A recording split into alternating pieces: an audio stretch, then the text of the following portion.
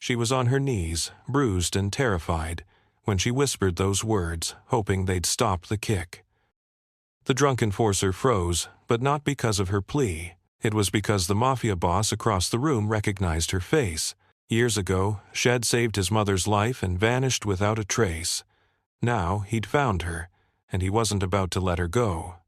The glass hit the floor first. Clara watched it shatter in slow motion, champagne and crystal exploding across the black marble like a constellation. Then came her knees, slamming down hard enough to make her vision swim. "You think I'm stupid?" The man's voice was thick with whiskey and rage. His hand twisted tighter in her hair, yanking her head back. "You think we don't know what you're doing? I'm just a waitress." Clara's words came out broken, her lungs too tight to breathe properly. The Crimson Lounge was packed that night. Dom and Russo's men had taken over the entire club for some kind of celebration, and the place vibrated with cigar smoke, loud music, and the kind of laughter that came from men who'd never been told no in their lives. Clara had been working there for 3 months. Tips were good. Questions were few. She kept her head down, served the drinks, and went home to her brother every night with enough cash to keep the lights on, until now. "Marco saw you, the enforcer." Clara thought his name was Tony, or maybe Tommy, shook her like a rag doll, lurking by the hallway, listening to private conversations. "Who sent you? The Bratva? The Giordanos?" "Nobody sent me. Clara gasped as he threw her forward. Her palms scraped against the broken glass, hot pain shooting up her wrists. "I was bringing more champagne to the back room, that's all." The music was too loud. Nobody was paying attention. A dozen men in expensive suits sat 20 feet away drinking, laughing, counting stacks of cash on poker tables. Not one of them looked over. Clara's manager had warned her about working the private parties. "Keep your eyes down, keep your mouth shut, and don't remember anything you see. That's how you survive." Shed followed every rule, but somehow Shed still ended up here on her knees, in a hallway that smelled like expensive cologne and danger. Tony, or Tommy, circled around her, his shadow falling across her face. Through her fear, Clara registered details. Expensive shoes, the kind that cost more than her rent. A gun tucked into his waistband, barely hidden by his jacket. The way his pupils were blown wide, paranoid and unfocused. He was high on something, which made him unpredictable, which made him deadly. "You know what happens to rats?" He lifted his foot, the polished leather catching the dim hallway light. His boot hovered above her ribs. "They get exterminated." Time stopped. Clara's body was already a map of bruises. A week ago, she'd been mugged walking home from her second job at the diner. The men had taken her purse, shoved her into a brick wall, and left her with cracked ribs that still screamed every time she breathed too deep. She hadn't seen a doctor, couldn't afford it, just wrapped her torso in bandages and kept working. If this man kicked her now, she'd break. She knew it with the same certainty she knew her own name. "Please," the word fell out of her mouth, barely a whisper. Clara looked up at him, her vision swimming with tears she refused to let fall. "Please don't kick me. I'm already hurt." The honesty of it surprised even her. No begging, no elaborate excuses, just the truth, raw and simple. The enforcer hesitated. For a moment, the only sound was the bass thumping through the walls, vibrating in Clara's broken ribs. Then, a voice cut through the noise, quiet, but absolute. "Tommy." The temperature in the hallway dropped 10 degrees. Clara didn't move, couldn't move, but she saw Tommy's face drain of color, his boot lowering slowly back to the ground. Heavy footsteps approached, expensive ones, the kind that didn't hurry because they didn't need to. "Mr. Russo." Tommy's voice had changed completely. The rage was gone, replaced by something that sounded like terror wrapped in respect. This girl was, I can see what you were doing." The second voice was closer now, right above Clara's head. "The question is why?" Clara kept her eyes on the floor. Every instinct screamed at her to stay small, stay invisible, stay alive. But curiosity was a dangerous thing. She lifted her head just enough to see him. Damon Russo stood 6 feet tall, maybe more. His suit was charcoal gray and fit him like it had been sewn directly onto his body. No tie, top button undone, dark hair pushed back from a face that could have belonged to a movie star if not for the coldness in his eyes. Those eyes were on her now. Clara forgot how to breathe. "Stand up." It wasn't a request. Damon's gaze never left her face as he spoke to Tommy. "And tell me exactly why you thought attacking my staff was acceptable behavior at my celebration." She was spying. Was she? Damon's tone didn't change. Somehow, that made it worse. He extended a hand toward Clara. She stared at it. Strong fingers, a single ring on his right hand, gold with some kind of crest. No wedding band. "Him not going to ask twice," Damon said softly. Clara's hand shook as she placed it in his. His grip was firm but careful, pulling her to her feet with surprising gentleness. Pain exploded in her ribs, and she couldn't stop the small gasp that escaped. Damon's eyes narrowed. "You're hurt." It wasn't a question. "Him fine." Clara tried to pull her hand back, but he held on, his thumb pressing lightly against her wrist. Checking her pulse, she realized, seeing if she was lying. "You're terrified." Damon released her hand and took a step back, his attention shifting fully to Tommy.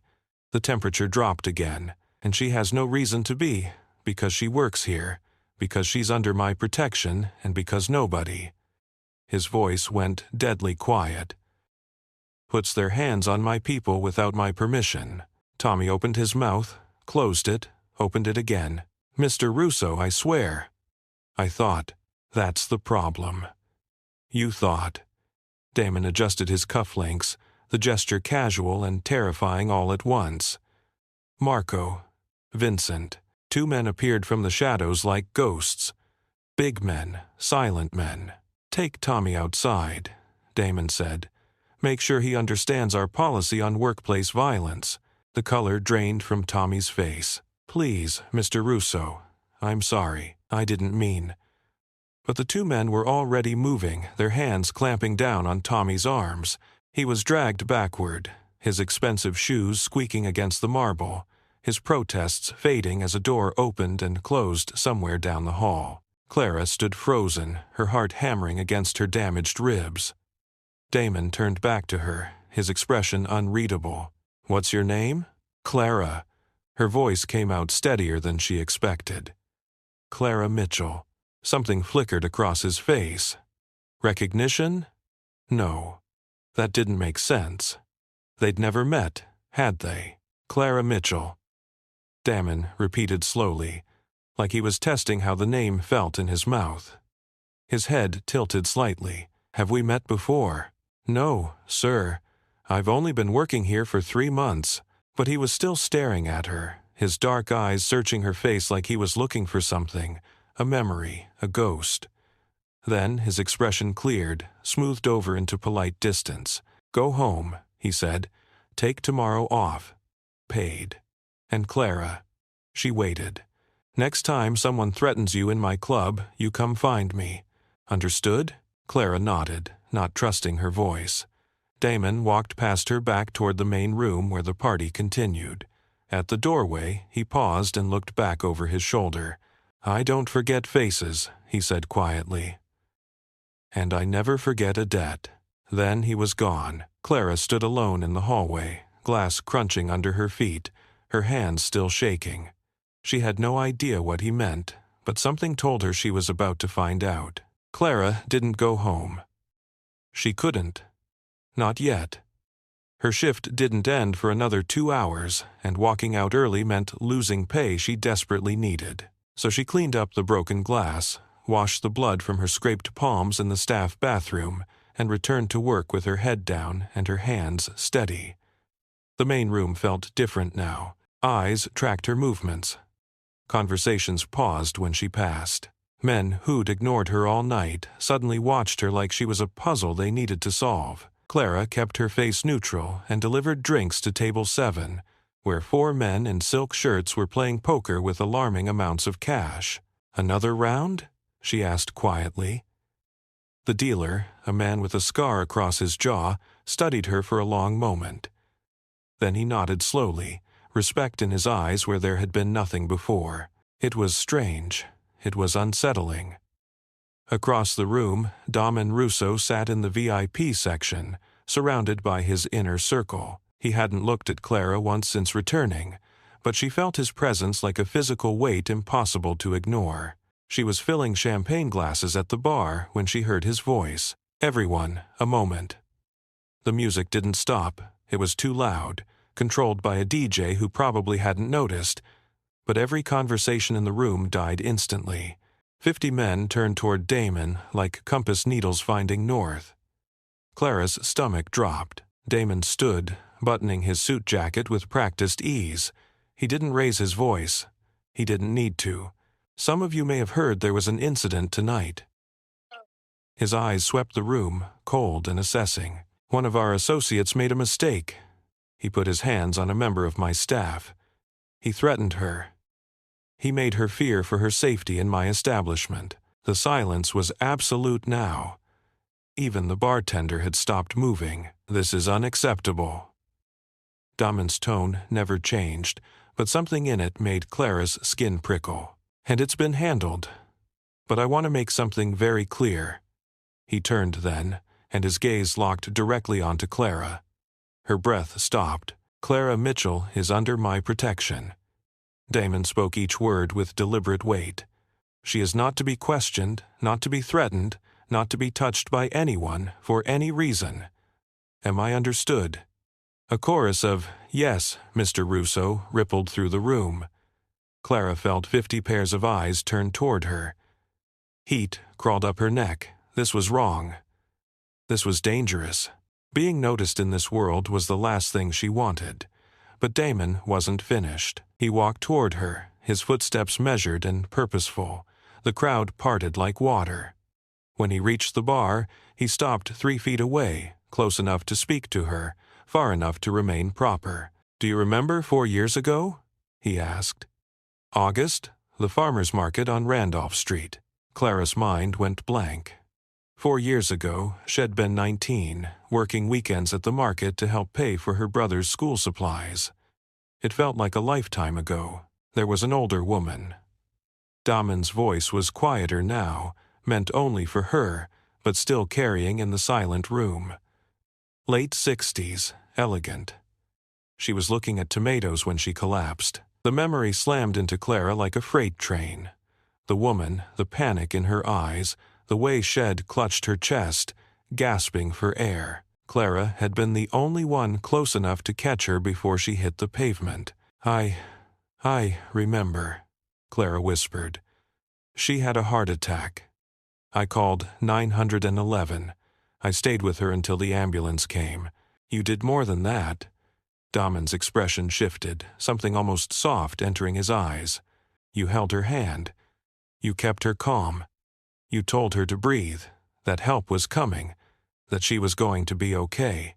You rode with her in the ambulance even though you didn't know her. You stayed at the hospital until my family arrived." Clara's throat tightened. She did remember that. The woman had been so scared, so fragile. Clara couldn't just leave her alone.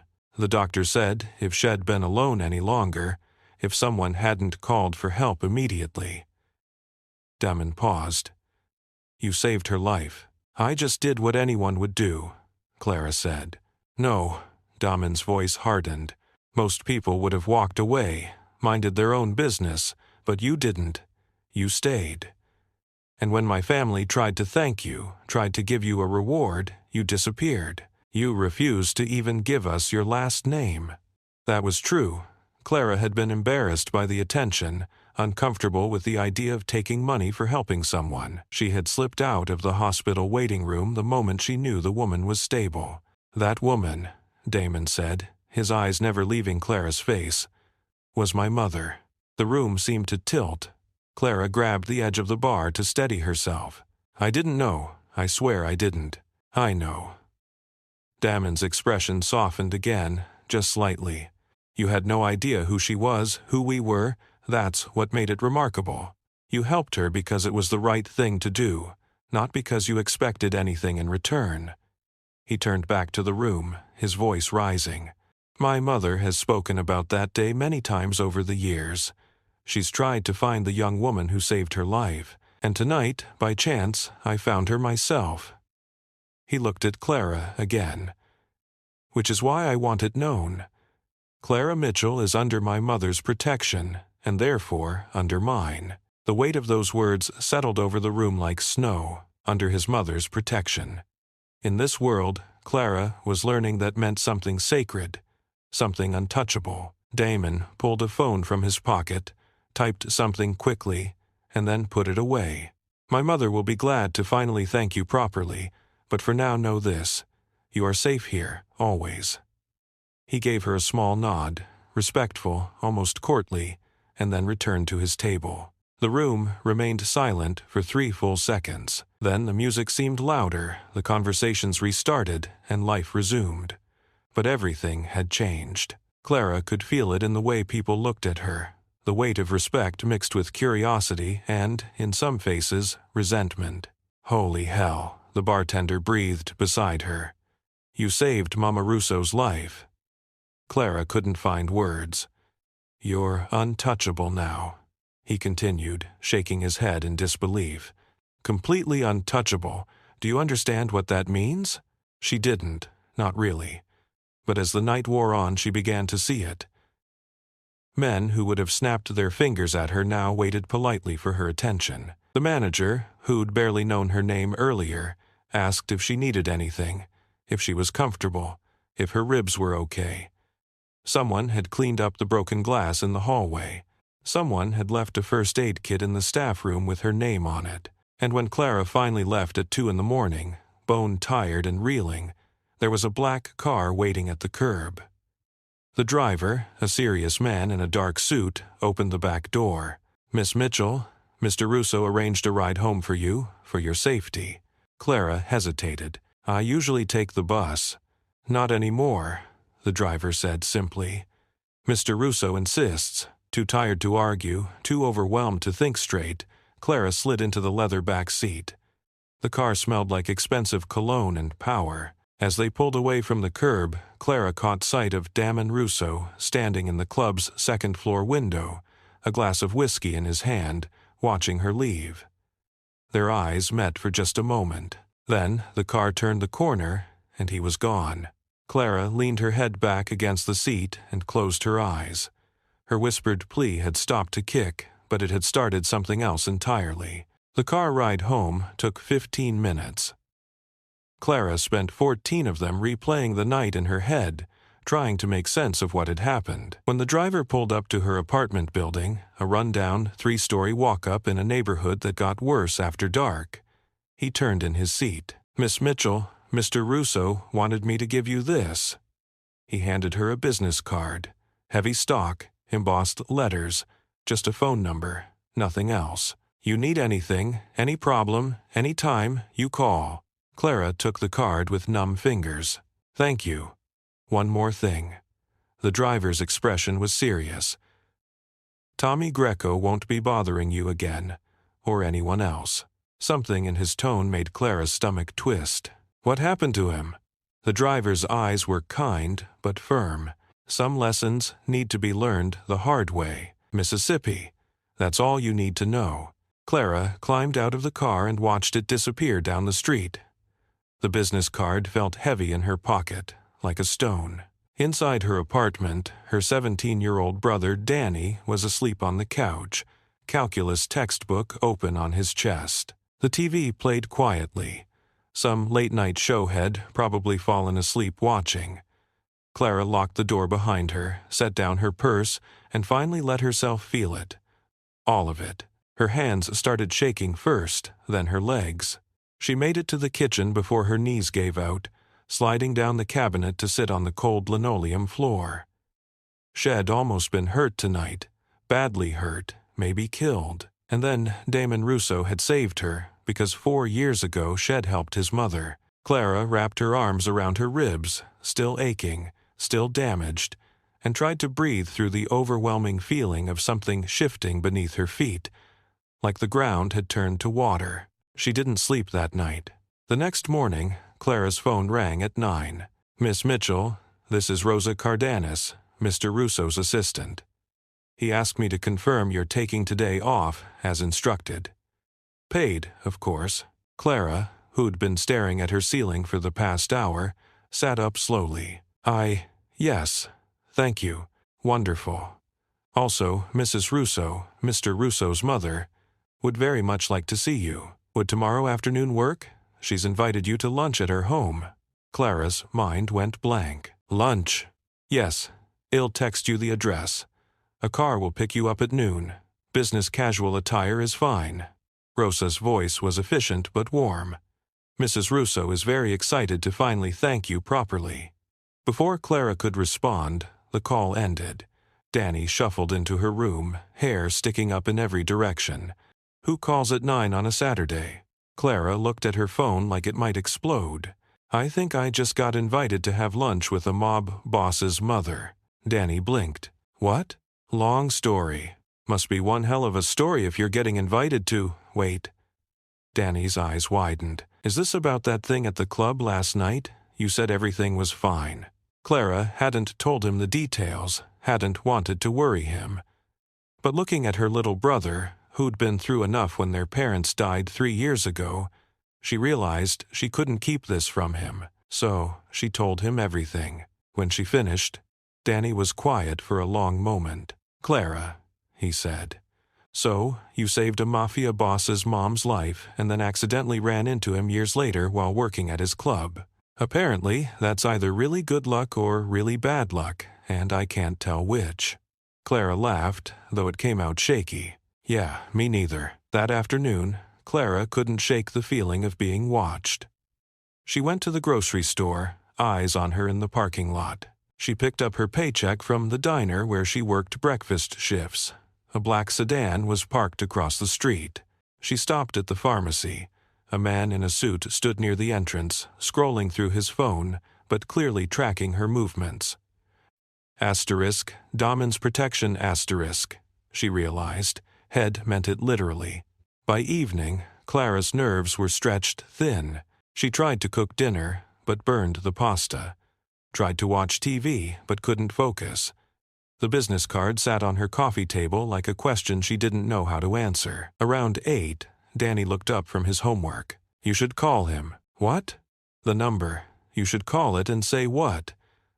"Thanks for not letting your guy kick me. Here's a fruit basket."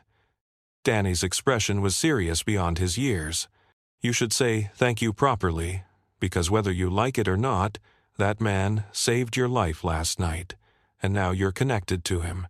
Pretending you're not won't change it." Clara stared at her brother. When had he gotten so wise? She picked up the card, her heart hammering. The numbers stared back at her. It took 20 minutes to work up the courage. Finally, hands shaking, she dialed. 1 ring, 2, Miss Mitchell. Damon's voice was unmistakable, smooth and controlled. "I was wondering if you'd call." Clara's mouth went dry. I wanted to say thank you for last night, for everything. You don't need to thank me. I owe you a debt, one that can never truly be repaid. You don't owe me anything. I just did what anyone would do." Damon's tone held a hint of amusement. "We've established that's not true. Most people walk away from trouble. You walked toward it. That matters." Clara didn't know what to say. "My mother is looking forward to meeting you tomorrow," Damon continued. "She's been searching for you for 4 years. You've given her a gift. Closure, peace of mind, the chance to properly express her gratitude. I don't need gratitude.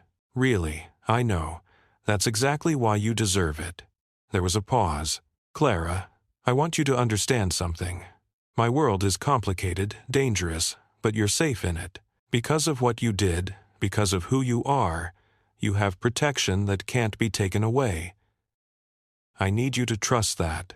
Clara thought about the men following her, the eyes watching, the weight of being noticed in a world where invisibility was survival. What if I don't want protection? she asked quietly.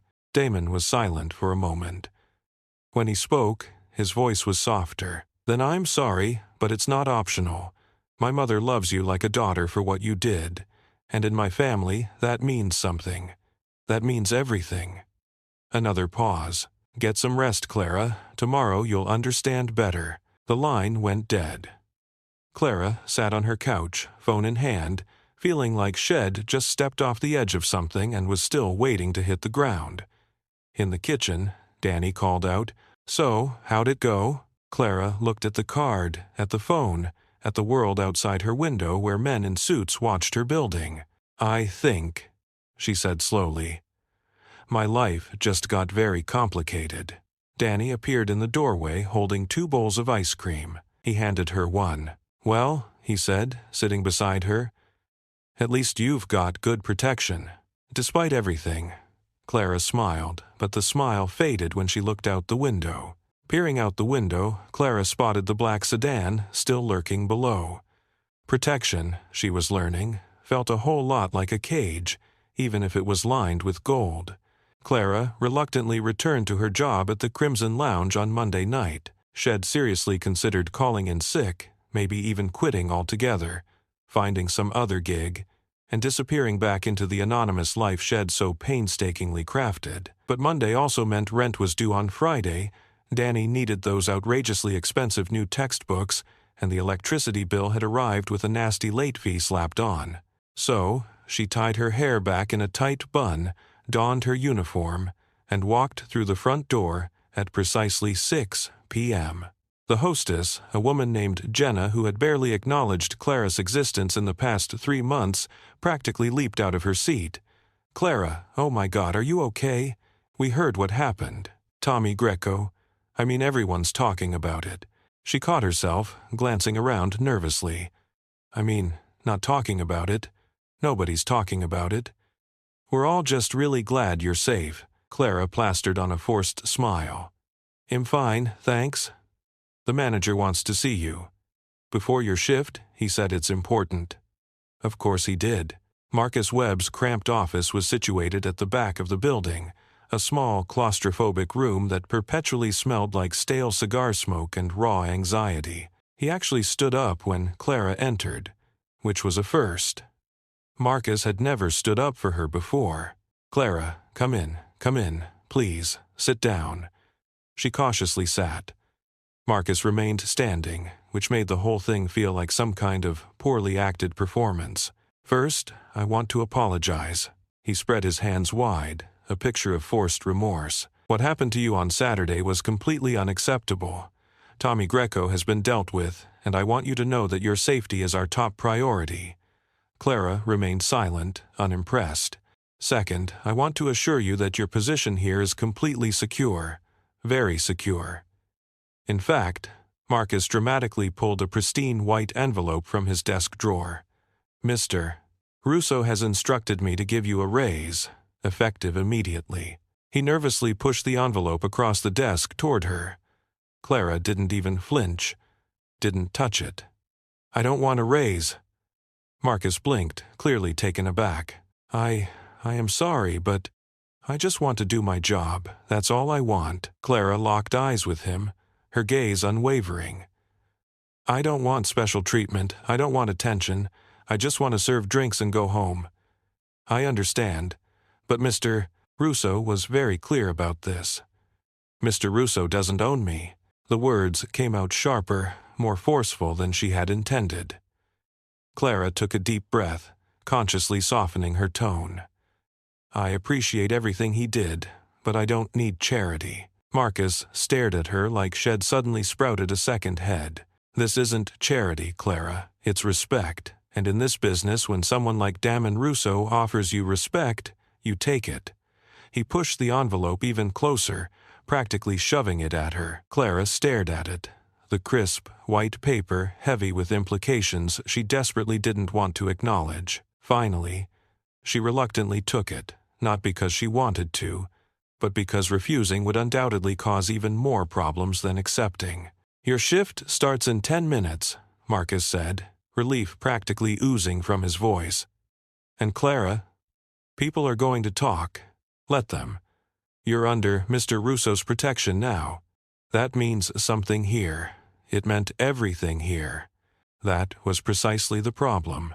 The whispers started almost immediately. Clara felt them like invisible spiderwebs brushing against her skin as she moved through the crowded club. Conversations abruptly ceased the moment she approached. Eyes followed her every single movement. Questions carefully hidden behind saccharine, sweet, polite smiles. Clara, right? Anton. I don't think we've properly met before. A man in a ridiculously expensive suit extended his hand at table 4. 3 months of completely invisible service, and now, suddenly, he wanted to know her name. Clara, honey, you need anything? Water? A break?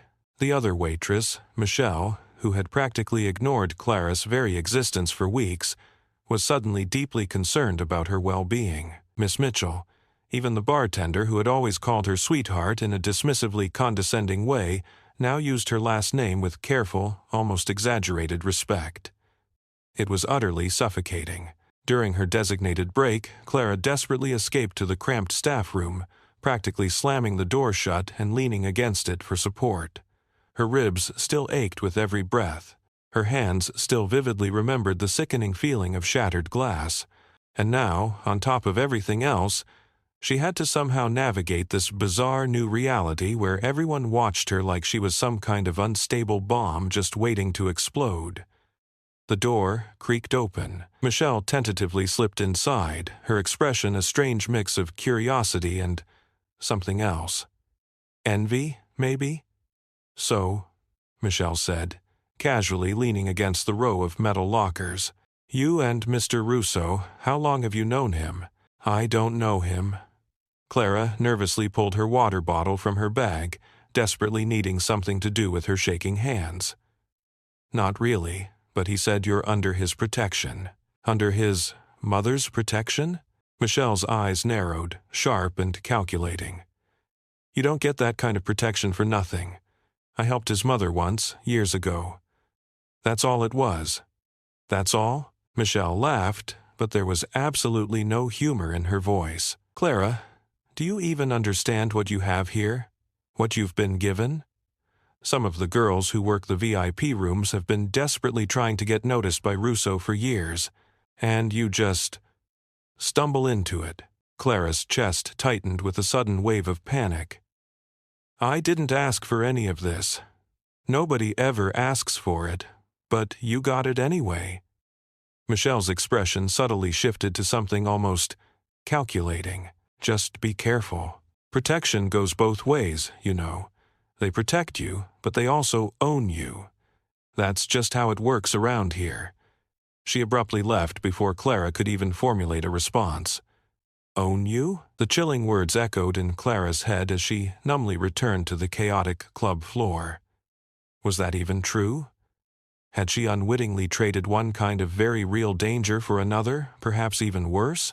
At table 7, a boisterous group of younger men, newer faces she didn't recognize, probably low-level associates, watched her with obvious, undisguised interest. As she hesitantly approached to take their order, one of them flashed her a smarmy smile. You're the one, right? The one Russo pulled Tommy Greco's card for?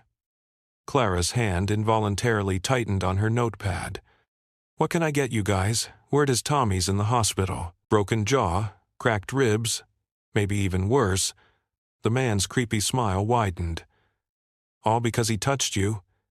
That's some serious protection, I said. What can I get you? Clara's voice was like ice, sharp and brittle. The smile instantly faded from the man's face. He mumbled an order for a whiskey, suddenly respectful, almost deferential. But as Clara turned to walk away, she distinctly heard him mutter to his friends. She doesn't even realize what she's got. That was precisely the problem. She did realize, and it utterly terrified her. The endless night dragged on with agonizing slowness. By closing time, Clara's nerves were completely shredded. Every single interaction felt like some kind of elaborate test she hadn't even had the opportunity to study for. Every seemingly innocuous conversation carried a heavy weight she didn't even know how to balance. She was wearily wiping down tables when Jenna hesitantly approached, her voice low and conspiratorial. "Clara, Mr. Russo is here. Hez asking for you." Clara's heart practically stopped beating. "What? He's in his office. Said to send you up when you're finished."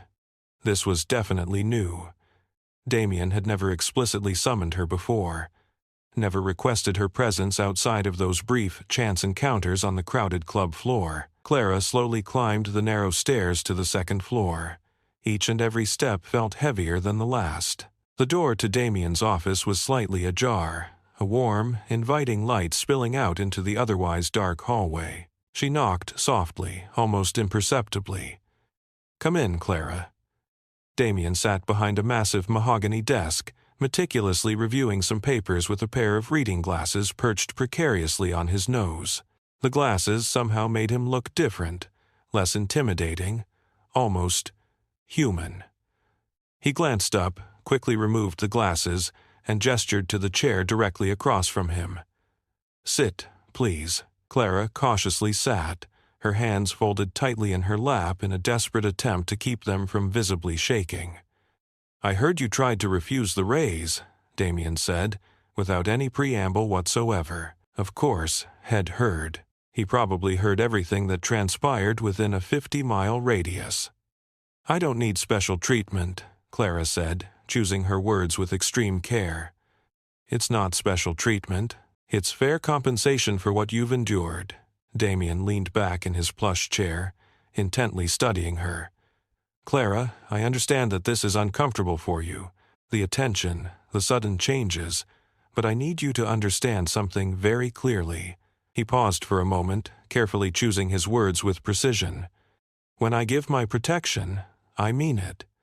That protection extends to your work, your life, your safety. But it also inevitably means people will react to you differently, some with respect, some with resentment, some with pure, unadulterated fear. That's simply the unavoidable reality of this world. I didn't ask to be part of this world," Clara said quietly, almost to herself. "I know," Damien's expression softened ever so slightly. "But you are, whether you want to be or not, because 4 years ago you made a choice. You helped someone, and that choice had consequences you couldn't possibly have predicted." Clara looked down at her hands, her fingers twisting nervously. "Sometimes I wish I'd just walked away." The silence that followed was heavy, thick with unspoken emotions.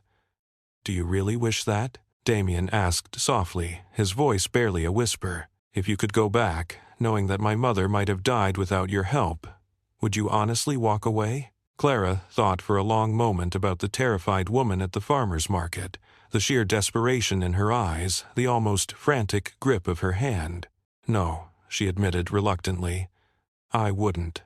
"Then don't regret the consequences." Damien stood, slowly walking around the imposing desk. "Tomorrow, you'll meet my mother. She'll thank you herself, and maybe then you'll finally understand why this matters so much. Why you matter." He offered his hand to help her up. Clara cautiously took it, noticing once again just how careful his grip was. Strong, but undeniably gentle. "Get some rest," he said. "The car will pick you up at noon sharp." Clara nodded silently and turned to leave. At the door, she paused, hesitating for a moment. "Mr. Russo, Damien. You can call me Damien." She looked back at him, her expression a mixture of fear and defiance. "What if I quit? What if I just left, disappeared?" Damien's expression was completely unreadable, giving absolutely nothing away. "Then you'd still be under my protection. It doesn't end because you changed jobs, Clara. It doesn't end at all." The heavy weight of that single, stark statement followed her all the way home, clinging to her like a persistent shadow. By Tuesday morning, Clara's name was apparently everywhere. She made this disconcerting discovery at the familiar diner where she faithfully worked her early morning breakfast shifts. Rita, the kind-hearted, 60-year-old owner who had hired Clara 3 years ago, pulled her aside before the usual morning rush began. "Honey, I need to ask you something." Rita's usually cheerful, weathered face was uncharacteristically serious. Are you in some kind of trouble? Clara's stomach dropped like a lead weight. What? No, why would you say that? Because 2 men came in here yesterday asking about you. Nice suits, not so nice questions. Rita crossed her arms, her gaze unwavering. They wanted to know how long you'd worked here, if you had any problems, if anyone had ever given you any trouble. When I asked them who they were, they just smiled and left. That kind of smile that's not really a smile, you know? Clara definitely knew. She knew exactly what kind of men Rita was describing. "I'm not in trouble," Clara said carefully, choosing her words with precision. "I just helped someone once, and now they're making sure I'm okay. Someone important. Very." Rita studied her intently for a long moment, then she finally sighed, the tension seemingly draining from her shoulders. "Well, at least the tips should be good today. Word got around. Half the neighborhood knows you've got connections now." She wasn't wrong, not even a little bit. The usual customers, the hard-working construction workers, the tired nurses coming off their grueling night shifts, the familiar local business owners, all treated Clara noticeably differently. They were undeniably more polite, left significantly bigger tips, and asked how she was doing with genuine concern instead of just casual courtesy. But then there were the others, the people who had never set foot in the diner before, the men in their flashy, expensive cars who just ordered black coffee and watched Clara work, their eyes cold and calculating, constantly taking her measure. One of them, a thick-necked man with ostentatious gold rings on every finger, left her a crisp $100 bill for a measly $6 breakfast. "You tell Mr. Russo that Vincent says hello," he said with a forced smile that never quite reached his cold, dead eyes. Clara pocketed the extravagant money with visibly shaking hands. She was being tested. She understood that now perfectly. Everyone wanted to know, was she really under Russo's protection? How far did that protection extend? What could they possibly get away with? That night, at the Crimson Lounge, the testing became even more blatant, even more unnerving. A new face appeared at table 3, a man in his 40s with slicked-back hair and a prominent scar running menacingly through his left eyebrow. He ordered bourbon, neat, and when Clara brought it to him, he deliberately caught her wrist. Not hard, not overtly threatening, but firm enough to stop her in her tracks. "Clara Mitchell," he said softly, his voice like smooth velvet. "I've heard a lot about you." Clara's pulse jumped erratically in her throat. "Can I get you anything else?" "Information." His thumb pressed insistently against her wrist, right over her racing pulse, testing her reaction. "I heard Tommy Greco learned a very hard lesson because of you. I don't know anything about that." "No?" His smile was cold, devoid of any warmth. "Word is Russo put Tommy in the hospital, broke his jaw in 3 different places. All because he pushed you around." He leaned in closer, his breath hot against her ear. "That's some serious protection, sweetheart. Makes a man wonder what you did to earn it." Clara forcefully pulled her wrist free from his grasp. "I served him drinks. That's all I did?" "That's all?" The man laughed, a harsh, unpleasant sound. "Nobody gets that kind of protection just for serving drinks." Before Clara could even respond, a large shadow fell menacingly across the table. Marco, one of Damien's senior men, the very same one who had so efficiently helped drag Tommy away, stood there with his muscular arms crossed. His grim expression was carved from stone, completely unreadable. "Mr. Duca," Marco said quietly, his voice dangerously soft. "Is there a problem here?" The man's forced smile instantly vanished, replaced by a look of thinly veiled annoyance. "No problem, just having a conversation. Then, let me make something perfectly clear." Marco's voice never actually rose in volume, but it somehow filled the entire space like a sudden clap of thunder. "Miss Mitchell is under Mr. Russo's personal protection. That means nobody touches her. Nobody questions her. Nobody makes her feel uncomfortable in any way. Are we clear?" Duca raised both of his hands in mock surrender, a clear sign of disrespect. "Crystal clear." "Good." Marco looked directly at Clara. "You okay?" She nodded silently, not trusting her voice to work properly. Marco slowly walked away, but Clara could still feel his imposing presence hovering nearby like a protective shield for the remainder of the extremely long night. The hushed whispers in the cramped staff room were even worse, if that was even possible. "Did you see that? Duca actually backed down because of her, because Russo said so. I heard she's sleeping with him. Don't be stupid. Russo doesn't mix business with pleasure, everyone knows that." "Then what's so special about her?" Clara desperately kept her head down, silently changing into her street clothes, pretending with every fiber of her being that she couldn't hear them. But it was a completely futile effort. Michelle cornered her by the lockers, her voice low and urgent. "Clara, you need to be really careful. Duca basically runs all the Southside operations. He doesn't back down for anyone except Russo himself. If he's testing you, then others definitely will be too." "I'm not trying to cause any problems," Clara said defensively. "I know you aren't, but you are. Just by existing." Michelle glanced nervously around, making absolutely sure they were completely alone. "Some of the guys are saying you must have some serious dirt on Russo. Others think you're secretly family. A few of the really clueless ones even think you're his mistress, even though everyone with half a brain knows he doesn't have one." Clara's face burned with shame and anger. "I'm none of those things." "Then what are you?" "I'm just someone who helped his mother once. That's the complete and utter truth." Michelle slowly shook her head, her expression grim. "In this world, Clara, the truth simply doesn't matter. Perception does, and right now everyone perceives you as someone with power, real or imagined." She abruptly left, leaving Clara standing completely alone among the cold metal lockers, feeling the heavy weight of 100 unseen eyes constantly watching her every move. The ride home was eerily quiet.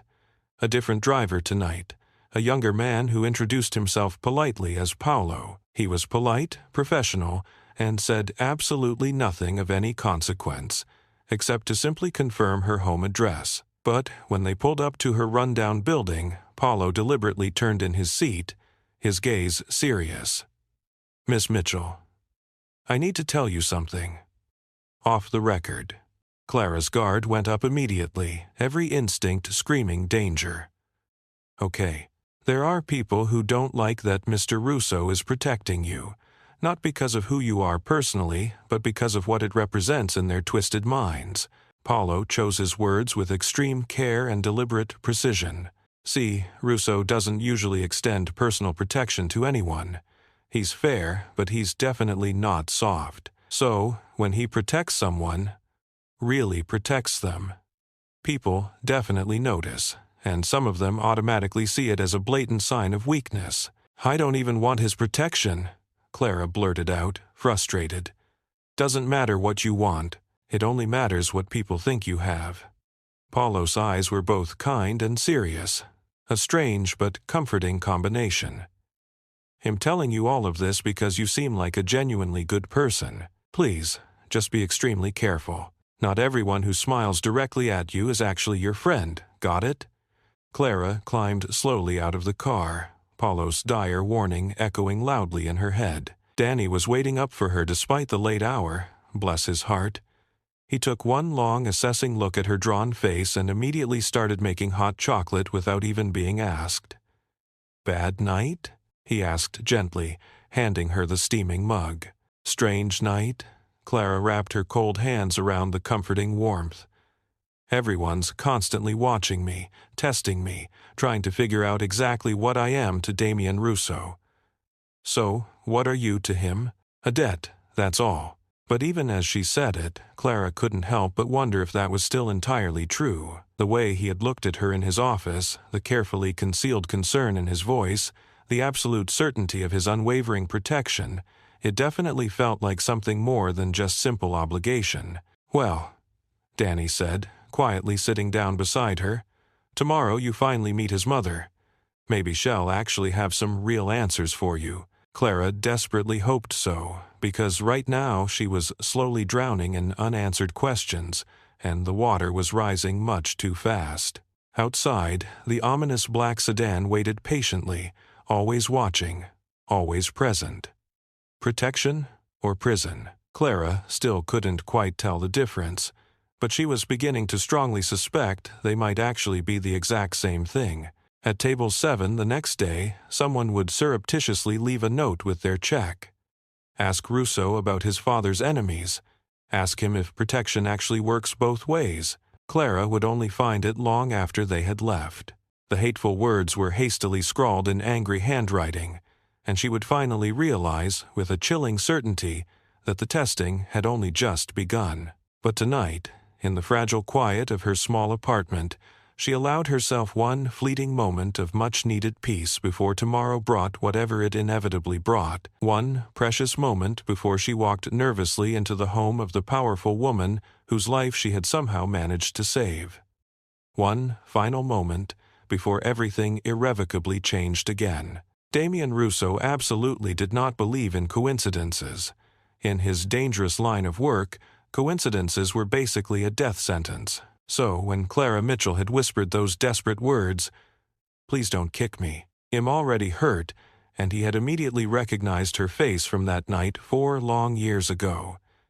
Every single instinct he possessed told him to dig much deeper, not because he suspected her of anything nefarious, but simply because he desperately needed to fully understand what was happening. The morning after the unsettling incident, Damon sat in his sprawling office with his trusted consigliere, Frank Castellano. Frank had been with the Russo family for over 30 years, a remarkably steady hand and an even sharper mind. If anyone could discreetly investigate without raising any unwanted alarms, it was definitely him. "Clara Mitchell," Damon said, sliding a manila folder across the expansive desk. "I need to know absolutely everything about her." Frank raised a questioning eyebrow. "The waitress, boss. We already know that she's clean. Her standard background check came back completely empty when we hired her. I don't want a basic background check. I want her entire life story. Where she lives, who she lives with, exactly what she does when she's not working. Every single detail, no matter how seemingly insignificant." Frank studied him carefully, his gaze unwavering. "This is personal, isn't it?" "It's thorough." Damon's tone brooked no argument whatsoever. "She saved my mother's life. I need to know who she really is." "Understood." Frank picked up the folder, his expression unreadable. "Give me 24 hours. It actually only took him 18. Frank returned late Tuesday evening with a file that was at least twice as thick as Damon had expected. "Clara and Daniel Mitchell," Frank began, settling comfortably into the leather chair directly across from Damien. 23 years old. Both parents died in a tragic car accident 3 years ago. Drunk driver, sadly. Not their fault. Left her as the sole guardian of her 17-year-old brother, Daniel. No other immediate family whatsoever. Damon leaned back silently, listening intently. "She's currently working 2 jobs, Frank continued, flipping expertly through the copious pages. Breakfast shift at Rita's Diner on Ashland. Nights here at the Crimson Lounge. Pulls 60, sometimes even 70 hours a week. Every single penny goes directly to rent, food, and her younger brother's very expensive education." Education. The kid's smart. Real smart. A straight-A honor student applying to colleges all across the country. Clara's been diligently saving for his exorbitant tuition since their parents unexpectedly died. Frank flipped another page. She dropped out of community college herself in order to fully support him. She actually had a partial scholarship, earned good grades, gave it all up without a second thought. Something tightened uncomfortably in Damien's chest. He knew all about sacrifice firsthand. He definitely understood the immense weight of duty. But this fiercely independent young woman had completely rebuilt her entire life around selflessly protecting her younger brother. What about her apartment? Run down, to say the very least. 3rd-floor walk-up in a rapidly gentrifying neighborhood that's actually gotten significantly worse over the course of the past year. Gang activity is increasing at an alarming rate. Drug deals going down in broad daylight. She usually walks home alone late at night. Frank's expression visibly darkened. 2 weeks ago, she was mugged just 3 short blocks from her building. They took her purse, roughed her up pretty bad. Damon's jaw clenched involuntarily. How bad was it? Bad enough for a hospital visit. But she didn't go, couldn't afford it even if she wanted to. Wrapped her bruised ribs herself and just kept right on working. Frank quietly closed the impressively thick file. Boss, this girl is tough. She's clearly been through hell, and she's somehow still standing. Stronger than ever. Anyone else significant in her life? Boyfriend? Close friends? No boyfriend, thankfully. A few casual acquaintances from the diner, but she mostly keeps strictly to herself. Her entire world currently consists of work and her adoring brother. That's it, really. Frank paused, his expression thoughtful. She's clean, Damien. Completely and utterly clean. No hidden debts, no criminal record, no illicit connections to anyone remotely shady. She's exactly what she genuinely appears to be. Just a decent kid trying her absolute best to somehow survive against the very long odds. Damien absorbed all of this unsettling information in complete silence. He had fully expected to find something, some hidden angle, some dark complication. But Clara Mitchell was exactly what she had seemed to be that night at the bustling farmer's market. Someone who immediately helped simply because it was the inherently right thing to do, not because it somehow personally benefited her in any way. Those types of people were exceedingly rare in his inherently dangerous world, almost completely non-existent, in fact. "What about any current potential threats?" Damien asked, breaking the tense silence. Frank's expression instantly grew even more serious, if that was even possible. "That's the real problem, boss. Ever since word got out about your direct protection, she's become a magnet for all kinds of unwanted curiosity. People are constantly testing the established boundaries. That lowlife, Duca, actually approached her last night, for crying out loud. Marco immediately intervened, but there's been non-stop chatter ever since. Lots and lots of it." "What kind of chatter?" "Speculation, mostly. Who is she? What's her secret angle? How close is she actually to you?" Frank leaned forward intently. Some of the younger guys are romanticizing the whole thing. The older, wiser ones know better than that. But they're still desperately trying to figure out exactly what kind of leverage she has over you. And then, of course, there are the ever-present outsiders. The Giordanos, not just yet, but they're definitely watching and waiting. If they happen to think that she actually matters to you, they'll undoubtedly see an immediate opportunity to exploit that perceived weakness. Frank's voice dropped to a near whisper. "You've inadvertently put a spotlight directly on her, boss. By publicly extending your protection to her, you've unfortunately made her extremely valuable. And in our world, being valuable always automatically means being incredibly vulnerable." Damien slowly stood, deliberately walking to the large window that overlooked the sprawling city. Frank was absolutely right, of course. He had impulsively protected Clara to simply honor a long-standing debt, but in doing so, he had unwittingly painted a large target directly on her back. "Double the current security," Damien said firmly, his voice unwavering. "I want someone discreetly watching her building 24 hours a day, 7 days a week. Discreet, but unmistakably present. And someone else has to follow her to both of her jobs without fail." "Already been taken care of, boss. The dangerous neighborhood where she lives. Clean it up immediately." Frank blinked in surprise, clearly taken aback by the direct order. "Clean it up, boss?" "The rampant gangs, the open-air drug deals, all of the pervasive problems. I want all of it permanently handled and dealt with. Understood?" Damien's tone was final, leaving absolutely no room for any further argument. "She routinely walks home alone late at night. I want those streets perfectly safe for her. Do you understand me completely?" "That's going to inevitably draw even more attention, boss. That's definitely not our usual territory." "It is now." Damien turned sharply from the expansive window. Send a clear message to whoever's currently operating there. They can quietly leave peacefully or leave in pieces. I don't really care which one they choose.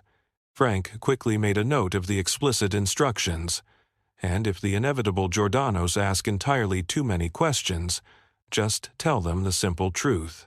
I'm merely protecting someone who is currently under my own mother's direct care. They'll undoubtedly understand that unspoken dynamic perfectly. Damien paused thoughtfully. But Frank, make this crystal clear to all of them. Anyone who even thinks about touching her, hurting her, or even disrespecting her in any way answers directly to me personally. Understood completely, boss. Frank stood respectfully, then hesitated for a long moment. Boss, can I ask you something completely off the record? Go ahead, Frank. Why her? I fully understand the long-standing debt, the deep sense of gratitude, but this extreme level of protection, this degree of blatant attention.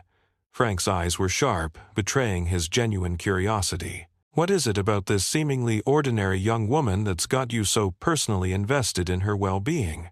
Damien was noticeably quiet for a very long moment. He thought back to seeing Clara kneeling on the dirty hallway floor, visibly bruised and absolutely terrified, but somehow still finding the remarkable courage to tell him the simple truth. Please don't kick me. I'm already hurt. No histrionics, no pathetic manipulation, just raw, honest vulnerability. He thought about her adamantly refusing the generous raise, wanting desperately to remain invisible when most people in her undeniably difficult position would have eagerly grabbed for any available power.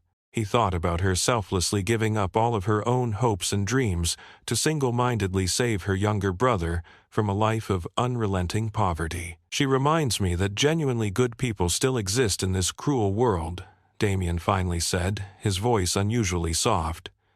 And in my world, Frank, those truly good people are always worth fighting to protect. Frank nodded slowly, genuine understanding clearly passing silently between the two men.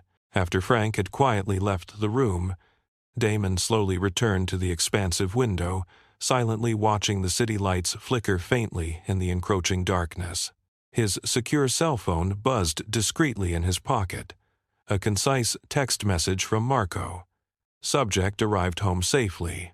Building secure as ordered. Damon quickly typed back a short reply. Good. Stay alert and vigilant. He then pulled up another phone number, this one simply saved as Mother. The call connected almost immediately after just one single ring. Damien, is that you? It's awfully late.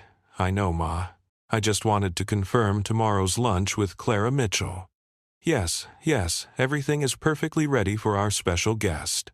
I can't wait to finally thank her properly. His mother's voice softened. You found her, Damien. After all this time, you found the girl who saved my life. I did. And you're protecting her the way she protected me always. There was a pause. Then his mother said something that caught him off guard. She's special, isn't she? Not just because of what she did, but who she is. Damien closed his eyes. His mother had always been too perceptive. Yeah, Ma, she is. Then you be careful, my son. Special people deserve special care. Don't let this world destroy what makes her good. After they hung up, Damon sat in the darkness of his office. His mother's words echoing. Don't let this world destroy what makes her good. Head spent his entire life in this world. He knew its rules, its cruelties, its costs, and he just pulled Clara Mitchell into it, whether she wanted to be there or not. The question was, could he protect her from it? Or would his protection be the very thing that destroyed her? Outside, the city breathed and moved, indifferent to the lives playing out within it. Somewhere in that sprawl, Clara Mitchell was probably lying awake, worried about tomorrow, and in his office, Damon Russo made a silent promise. Shed saved his mother without asking for anything in return. Now Head make sure she never had to ask for help again, even if it meant remaking the world around her to keep her safe. I'm really looking forward to finally being able to properly express my gratitude to her, he thought. His mother's voice held a note of tenderness. You found her, Damien. After all this time, you actually managed to find the woman who saved my life. Yes, I did, and you're taking care of her now, just the way she always took care of me." There was a brief silence. Then his mother said something that completely threw him for a loop. "She's special, isn't she? And it's not just because of what she did, it's about the kind of person she is, right?" Damien closed his eyes for a moment. His mother always had this uncanny ability to see right through him. "Yeah, Ma, she is. Then you be careful with her, my son. Someone that special deserves to be treated with extra care. Don't let this messed up world ruin the things that make her so good." After he ended the call, Damien sat alone in the pitch black of his office. His mother's words kept replaying in his head. "Don't let this world destroy what makes her good." Head lived in this world his entire life. He knew all the ins and outs, the brutality, the price you had to pay, and he just dragged Clara Mitchell right into the middle of it, whether she wanted to be there or not. The real question was, could he actually protect her from all of it, or would his attempts to protect her end up being the very thing that destroyed her? Outside, the city just kept humming along, completely oblivious to the dramas unfolding within its borders. Somewhere in that vast urban landscape, Clara Mitchell was probably wide awake, fretting about what the next day would bring. And in his dimly lit office, Damien Russo silently vowed to himself, she saved his mother's life without expecting anything in return. Now, he was going to make damn sure that she never had to ask for anything ever again, even if it meant completely reshaping the world around her to keep her safe. The Russo estate sat in Oak Park behind iron gates and manicured gardens that looked like they belonged in a magazine. Clara stepped out of the car at exactly noon, her hands sweating despite the cool autumn air. "This way, Miss Mitchell," the driver, Paulo again, gestured toward the front entrance where a woman in her 60 stood waiting. She was elegant, petite, with silver hair swept into a graceful bun. She wore a simple cream dress and pearls, but there was something regal about her presence. The moment Clara saw her face, recognition hit like lightning. This was the woman from the farmer's market. Clara and Mrs. Russo descended the steps with surprising quickness, her hands reaching for Clara's. "Oh, my dear child, let me look at you." She cooped Clara's face gently, her eyes filling with tears. "I've thought about you every day for 4 years. Every single day." Her voice cracked with emotion. "And here you are. Finally." Clara's throat tightened. "Mrs. Russo, Isabella. Please call me Isabella." She pulled Clara into a hug, warm and maternal and completely unexpected. "Come inside. We have so much to talk about." The house was beautiful. Art on the walls, fresh flowers everywhere, the smell of home-cooked food drifting from the kitchen, but it was also lived in comfortable. Family photos covered the mantel, a book lay open on the couch. This wasn't a mansion designed to intimidate, it was a home. Lunch was served in a sunlit dining room overlooking the garden. Homemade pasta, fresh bread, a salad with tomatoes that tasted like summer. Isabella asked about Clara's life, about Danny, about her dreams. She listened with genuine interest, her attention never wavering. "You gave up college to care for your brother," Isabella said softly. "That's remarkable sacrifice." "Has all I have left," Clara replied. "I couldn't let him go into foster care." "No, you couldn't because you have a good heart." Isabella reached across the table, squeezing Clara's hand.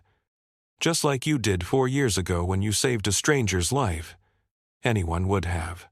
"Stop." Isabella's voice was gentle but firm. "Stop diminishing what you did. You saved me, Clara. You stayed with me when you could have walked away. You rode in that ambulance. You held my hand and told me it'd be okay."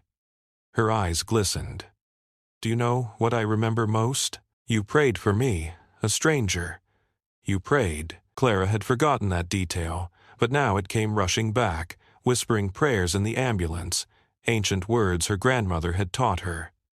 "You have been a blessing in my life," Isabella continued.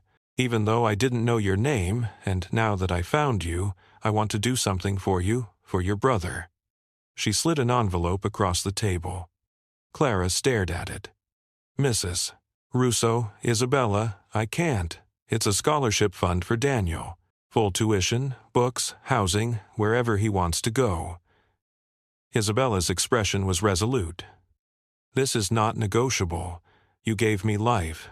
Let me give your brother his future. Tears spilled down Clara's cheeks before she could stop them. She thought of Danny as less than Unc is greater than Y's college applications, the ones he filled out even though they both knew they couldn't afford it. The dreams he tried to hide to protect her feelings. Thank you, she whispered. Thank you. Isabella stood and hugged her again. This time, longer, tighter. You are family now, Clara Mitchell. Not because of debt or obligation, but because I choose you to be. Do you understand?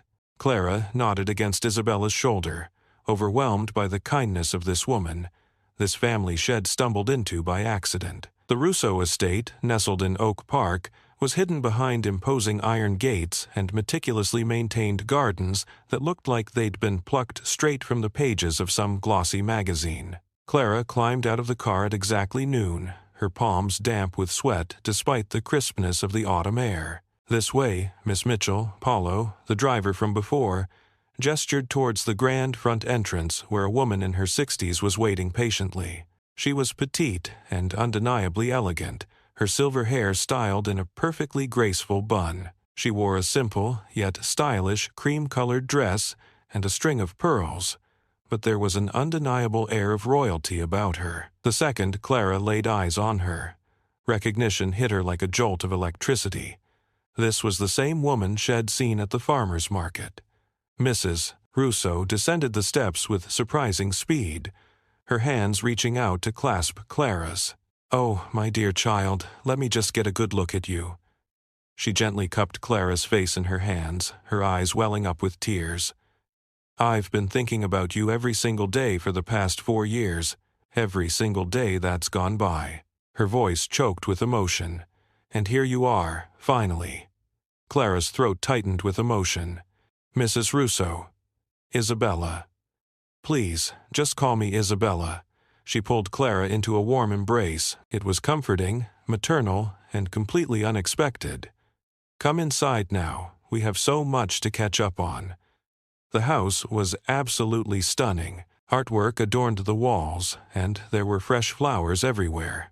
The aroma of home-cooked food wafted from the kitchen, but it was also welcoming and comfortable. Family photos were displayed proudly on the mantel. A book lay open on the couch. This wasn't some sterile mansion designed to intimidate visitors. It felt like a real home. Lunch was served in a bright, sun-drenched dining room that overlooked the beautiful gardens. There was homemade pasta, crusty fresh bread, and a salad with tomatoes that tasted like they'd just been picked in the middle of summer. Isabella asked Clara all about her life, about Danny, and about her dreams for the future. She listened with genuine interest, giving Clara her undivided attention. "You gave up the chance to go to college in order to take care of your brother," Isabella said softly, her voice filled with compassion. "That's an incredibly selfless thing to do." "Has all I have left in the world," Clara replied quietly. "I couldn't just let him go into foster care." "No, of course not, because you have such a kind and generous heart." Isabella reached across the table and gently squeezed Clara's hand. "Just like you did 4 years ago, when you saved the life of a complete stranger. Anyone would have done the same thing." "Stop it," Isabella said, her voice gentle but firm. "Stop minimizing what you did. You saved my life, Clara. You stayed with me when you could have just walked away. You rode in that ambulance with me. You held my hand and kept telling me that I was going to be okay." Her eyes started to glisten with tears. "Do you know what I remember most clearly? You prayed for me? A total stranger? You actually prayed." Clara had completely forgotten about that detail, but now it all came flooding back to her. The whispered prayers in the back of the ambulance, ancient words that her grandmother had taught her when she was just a little girl. "You have been such a blessing in my life," Isabella continued, her voice filled with emotion. "Even though I didn't even know your name back then, and now that I've finally found you, I want to do something for you, for your brother." She slid a large envelope across the table towards Clara. Clara stared at it, unsure of what to expect. "Mrs. Russo, Isabella, I can't accept this. It's a scholarship fund for Daniel," Isabella explained. "It covers full tuition, books, housing, everything he needs, no matter where he decides to go." Isabella's expression was resolute. "This is non-negotiable. You gave me back my life. Please, let me give your brother the chance to have a future." Tears started streaming down Clara's face before she could even stop them. She immediately thought of Danny's college applications. The ones Head filled out, even though they both knew deep down that they couldn't afford it. The dreams he tried so hard to hide from her, to spare her feelings. "Thank you," she whispered, her voice thick with emotion. "Thank you so much." Isabella stood up and embraced her again, this time holding her even tighter for a longer moment.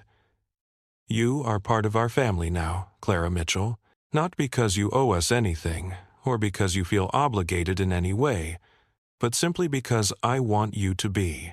Do you understand that?" Clara nodded against Isabella's shoulder, completely overwhelmed by the kindness of this incredible woman, this amazing family that she had stumbled into completely by accident. When Damien arrived an hour later to drive Clara home, he found them in the garden. Isabella showing Clara her rose bushes while talking about her own childhood. His mother glowed in a way he hadn't seen in years, and Clara looked peaceful for the first time since that night in the hallway. 1 week later, Clara had just finished working a double shift at the diner when she arrived at the Crimson Lounge.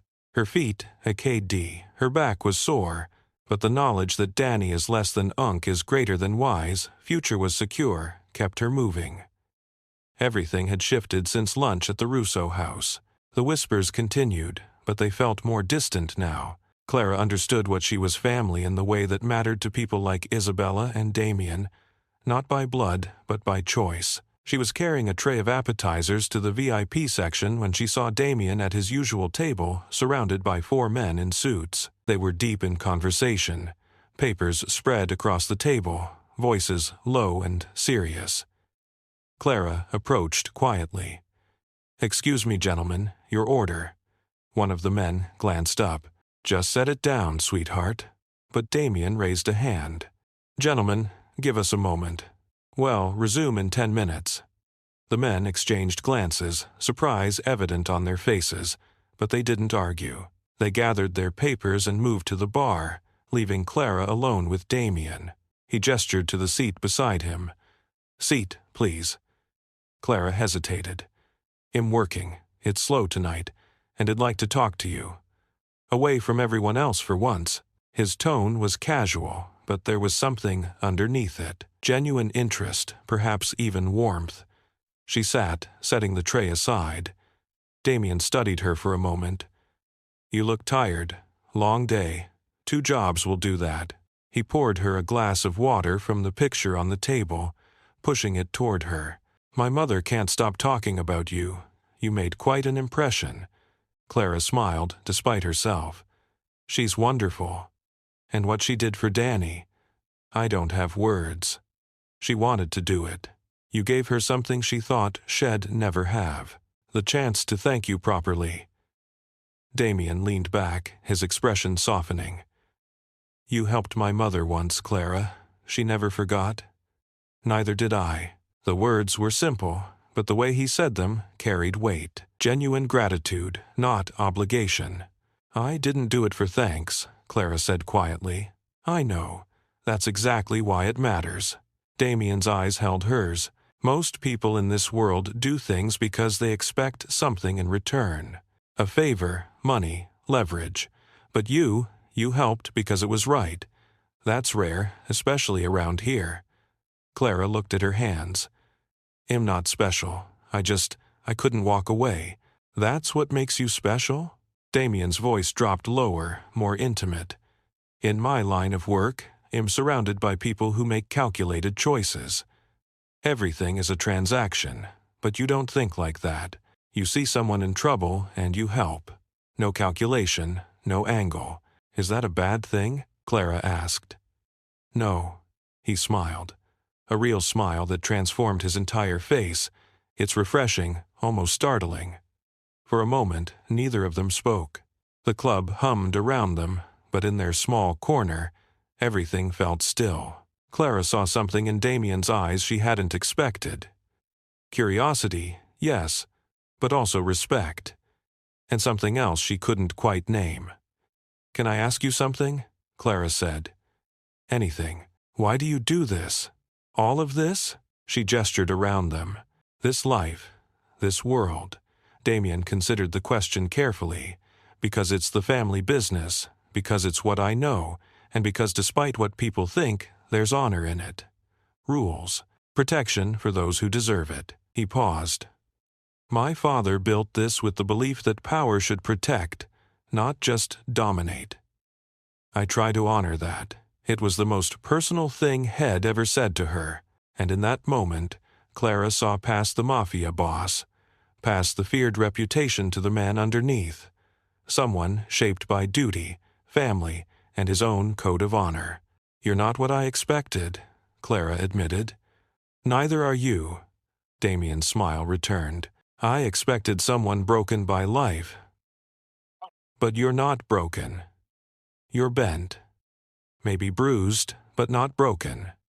Some days it feels close, but not today." He stood, signaling that their conversation was ending. "Go home, Clara. Rest. And remember, you're safe here, not just because of my protection, but because you matter." Those last 3 words hit Clara harder than anything else he could have said. You matter. When was the last time someone had said that to her? She stood, collecting her tray. At the entrance to the VIP section, she looked back. Damien was watching her, his expression unguarded for just a moment. They exchanged a small nod, mutual understanding passing between them without words. Clara walked away feeling lighter than she had in weeks. Behind her, Damon's associates returned to the table. "Everything all right, boss?" one asked.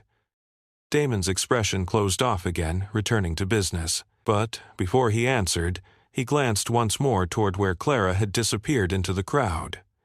"Yeah," he said quietly. "Everything's fine." But something had shifted. Both of them felt it. A connection forming in the spaces between protection and gratitude. Between 2 people from different worlds who somehow understood each other perfectly. When Damien arrived an hour later to take Clara back home, he found them out in the garden. Isabella was showing Clara her prize-winning rose bushes while reminiscing about her own childhood. His mother was positively glowing, something he hadn't seen in years, and Clara looked genuinely peaceful.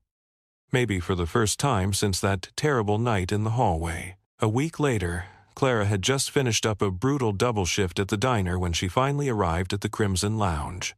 Her feet were throbbing and her back was aching, but knowing that Danny's future was finally secure kept her going. Everything felt different somehow since that lunch at the Russo house. The whispers and sideways glances hadn't completely disappeared, but they definitely seemed less intrusive now. Clara finally understood that she was considered family in the way that actually mattered to people like Isabella and Damien, not through blood ties, but through a conscious choice. She was carefully balancing a tray loaded with appetizers as she made her way to the VIP section when she spotted Damien at his usual table, surrounded by 4 men in expensive suits. They were deep in some kind of intense discussion.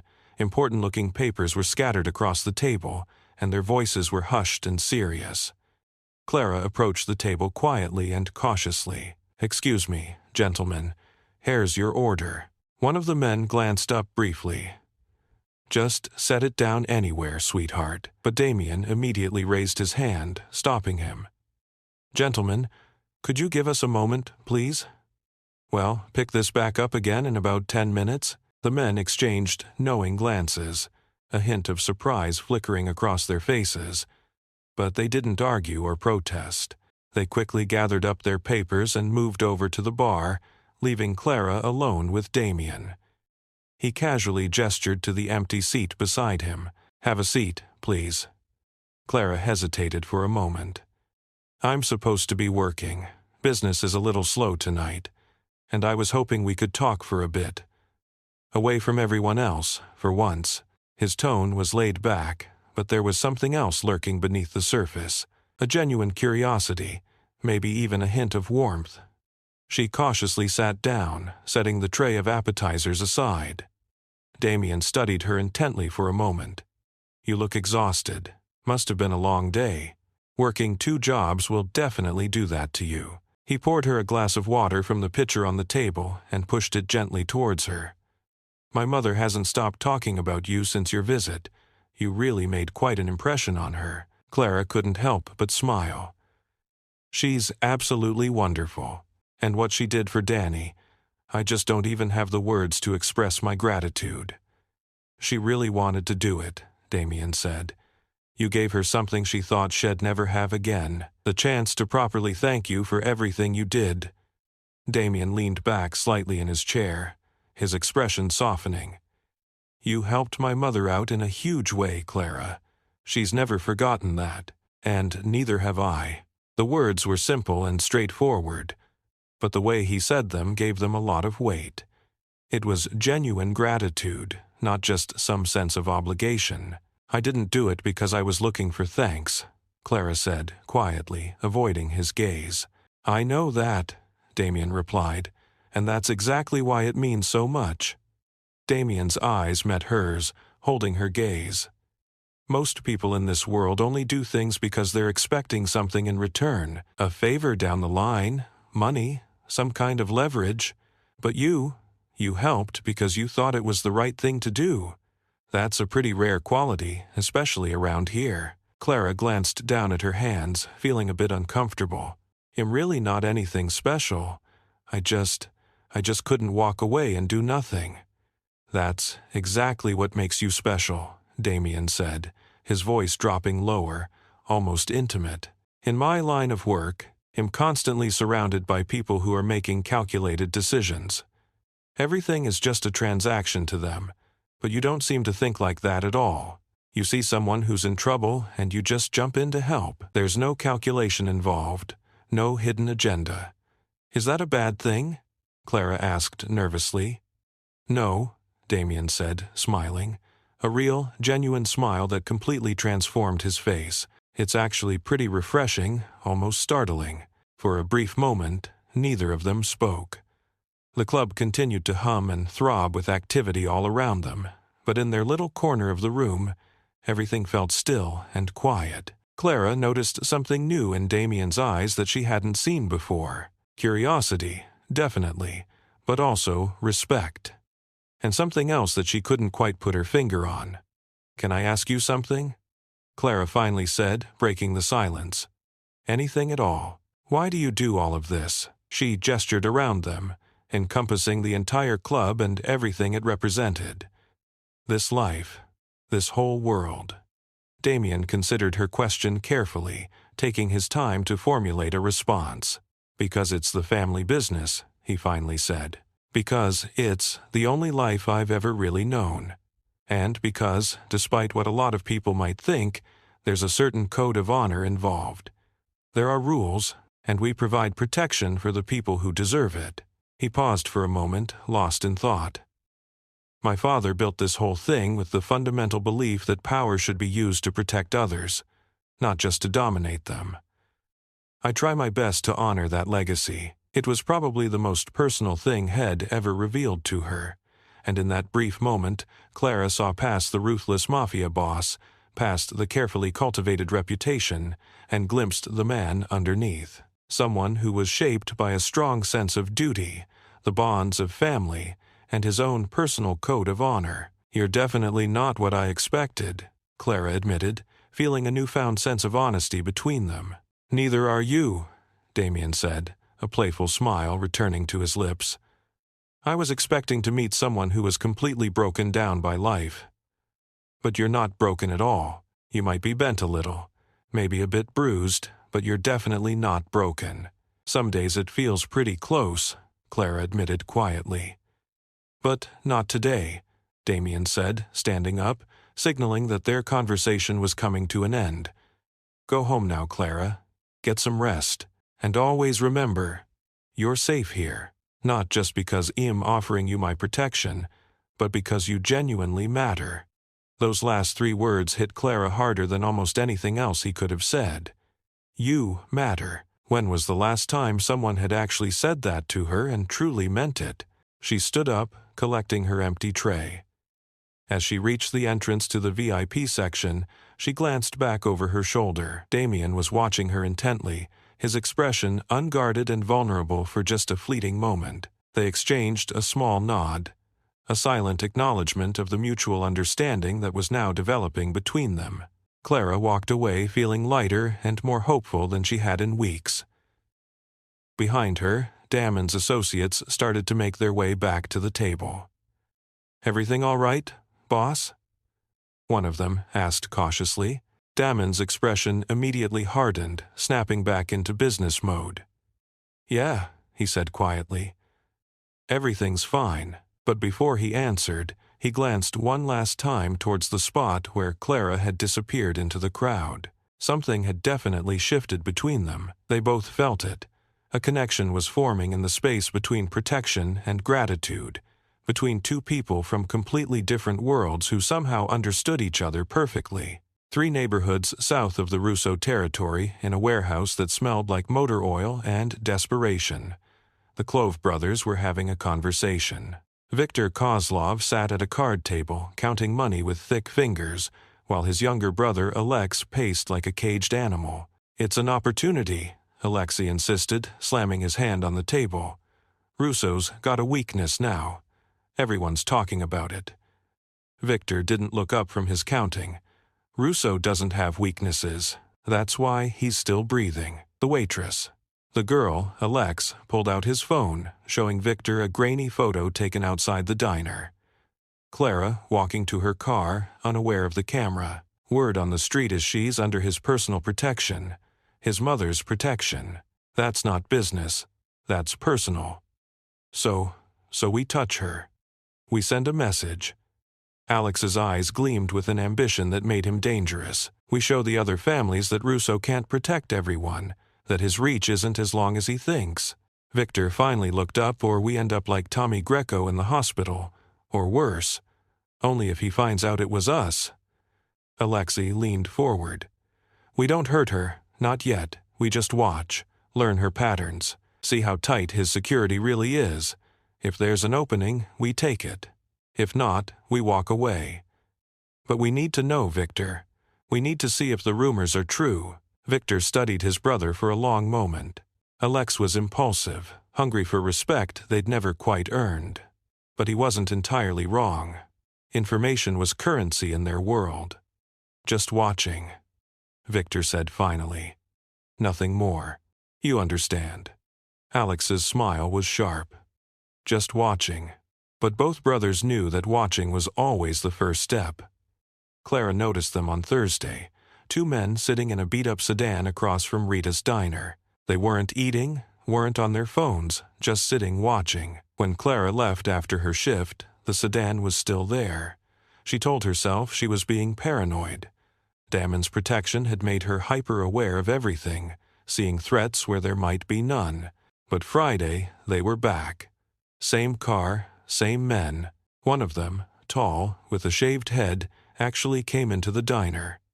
He sat at the counter, ordered coffee, and watched Clara work with eyes that felt like hands sliding across her skin. "You're Clara, right?"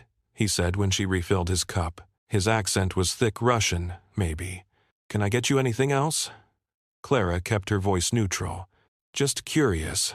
You work at the Crimson Lounge too?" "Yeah, that's Russo's place." Every alarm bell in Clara's head went off at once. "I work there." "Why?"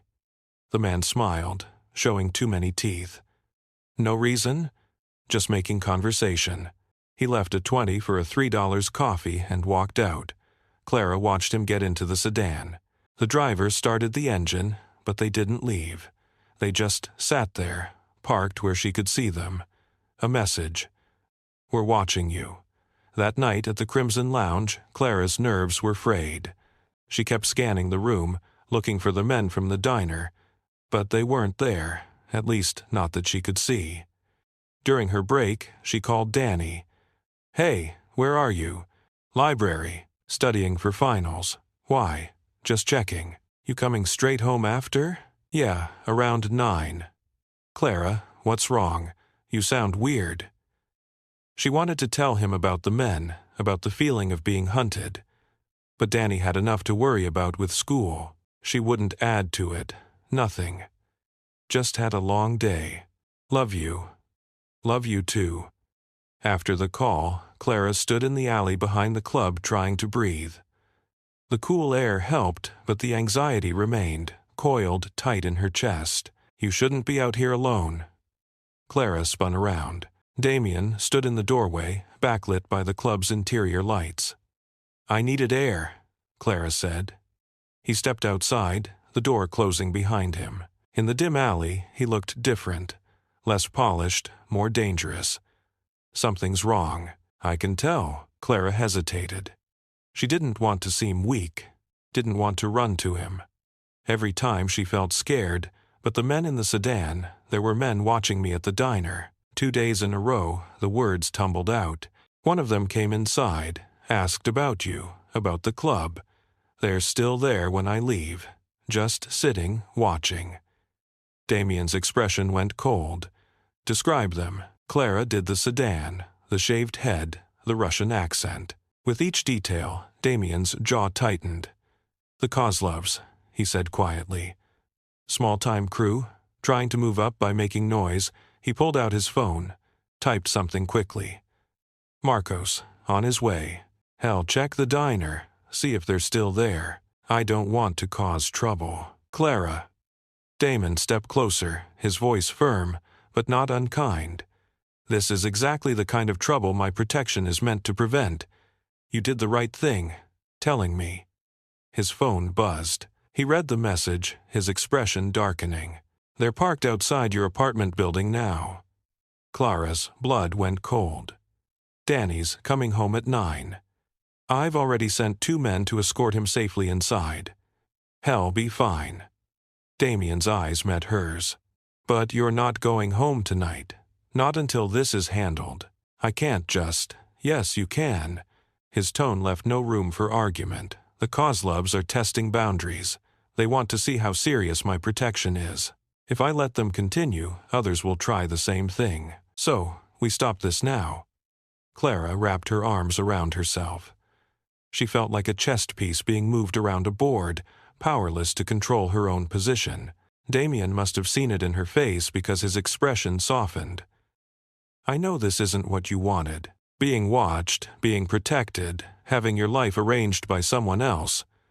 He paused. But they saw you as an opportunity, a way to get to me. And I can't let that happen. Why? Clara looked up at him. Why does it matter so much? The debt is paid. Your mother thanked me. I'm grateful for everything you've done for Danny, but why keep protecting me like this? Damien was quiet for a long moment. In the distance, sirens wailed, the city's soundtrack. Because good people are rare in my world, Clara, and I've learned that when you find one, you hold on. His voice dropped. Because when you saved my mother, you changed something. Reminded us that kindness exists without strings attached. And because, he stopped himself, seeming to reconsider his words.